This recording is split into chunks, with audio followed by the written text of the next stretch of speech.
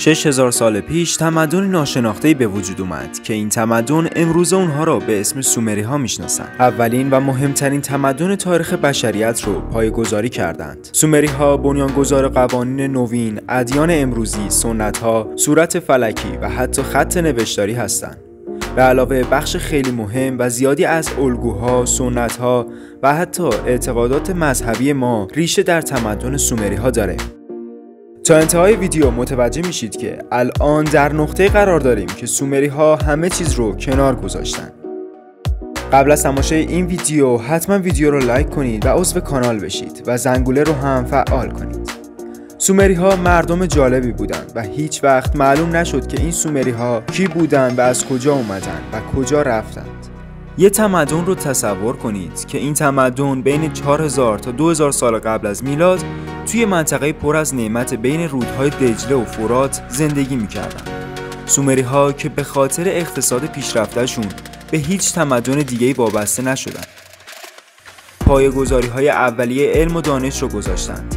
سومری ها بعد از اختراع خط اولین قوانین حقوقی را نوشتند. گفته میشه پادشاه اورکاگینا که در سال 1375 قبل از میلاد به قدرت رسید، اولین شخصی بود که دستور داد تا قوانین را بنویسند. به موجب این قوانین مالکیت خصوصی و تمام خانواده تنظیم شد. حمایت از افراد بی خانمان و بی کس و کار، خلاصه اینکه حمایت از انسانها در برابر افراد قوی و زورگو از نظر قانونی تصویب شد. سومری ها خورشید رو نمادی از عدالت میدونستن و معتقد بودند که همانطور که خورشید تاریکی رو روشن میکنه، عدالت هم بی عدالتی ها رو از بین میبره. به اعتقاد سومری ها عدالت حق مردم و برقراری عدالت وظیفه دولت بود.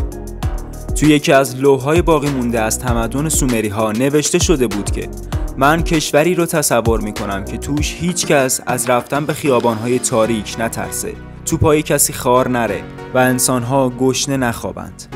این حرف‌ها مثل جملات امروزی میمونه، نه مثل جملات 6000 سال پیش. توی سیستم سومری ها متهم، گروه مدافعین، قاضی، کاتب، وکیل و همچنین مثل دادگاه‌های امروزی ایالات متحده آمریکا هیئت منصفه هم وجود داشت. ازدواج در حضور اعضای دولت توی سند رسمی ثبت میشد و مردم در صورت طلاق میبایست حق و حقوق زن رو شامل نفقه و جبران خسارت رو پرداخت میکردند. زن در صورت خیانت همسر و نیز جای نبردن وظایفش میتونست درخواست طلاق کنه، مخصوصا وقتی زنی بچه داشت و تقاضای طلاق میکرد تصنیف اموال اعمال میشد و بچه هم سهم مساوی توی ارث میبرد.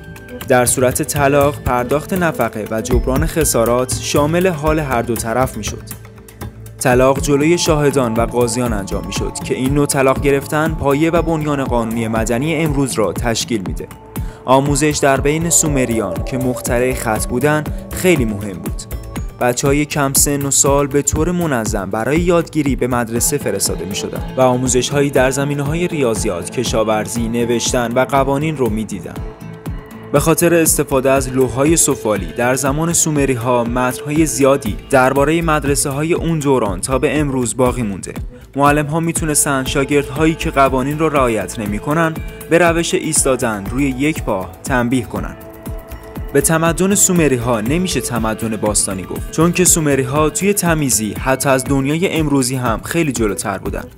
سومری‌ها ابداع کننده تقویم قمری بودند که بر اساس این تقویم 360 روز در سال برابر با 30 روز در ماه محاسبه میشد. سومری‌ها اجرام آسمانی رو با دقت بررسی می‌کردند، طوری که وجود 5 سیاره و 12 صورت فلکی رو سومری‌ها کشف کردند. اسم اسامی صورت‌های فلکی که امروزه ما ازشون استفاده می‌کنیم رو سومری‌ها گذاشتن. علاوه بر این 4 اصل ریاضی محاسبه مساحت دایره رو هم سومری‌ها واسه اولین بار انجام دادن. یا اینکه باز این سومری‌ها بودن که فهمیدن هر ساعت 60 دقیقه و هر دقیقه 60 ثانیه است.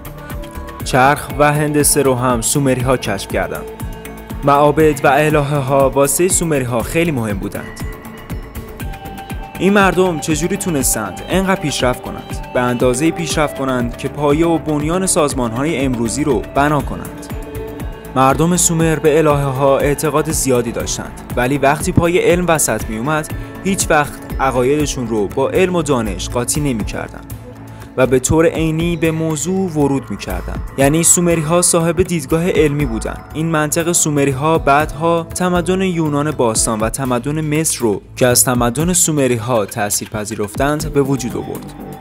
به علاوه بخش خیلی مهم و زیادی از الگوها، سنت‌ها و اعتقادات مذهبی ما هم ریشه در تمدن سومری‌ها داره. به عنوان مثال نوروزی که تقریباً از ترکمنستان شرقی تا بالکان جشن گرفته میشه، این جشن به خاطر ملاقات هر ساله دو خدای سومری، تموز و ایلانا توی تاریخ 21 مارسه. این ازدواج نماد تموم شدن زمستان و حاصلخیز شدن خاک است و این ازدواج هر ساله توی این تاریخ جشن گرفته میشه. عید مسیحیان هم ریشه در این ازدواج مقدس سومری ها داره. تا حالا دقت کردین که طبق رسم و رسومات توی قبرستون ها درخت کاج میکارن؟ سومری ها هم توی معابدشون درخت کاج به عنوان نماد تموز میکاشتند. این سنتی است که در زمان سومری ها تا به امروز ادامه داشته. تموز که خدای خورشید هست توی 21 دسامبر میمیره و دوباره زنده میشه. این زنده شدن تموز رو 25 دسامبر جشن میگیرن و سومری ها برای جشن گرفتن این مراسم از درختی استفاده میکردند که امروزه بهش درخت کریسمس میگن. هر کدوم از تزئینات روی درخت هم نمادی از میوه ها و خیر و برکت هستند. این باور امروزی بین مسیحی ها به عنوان کریسمس جشن گرفته میشه.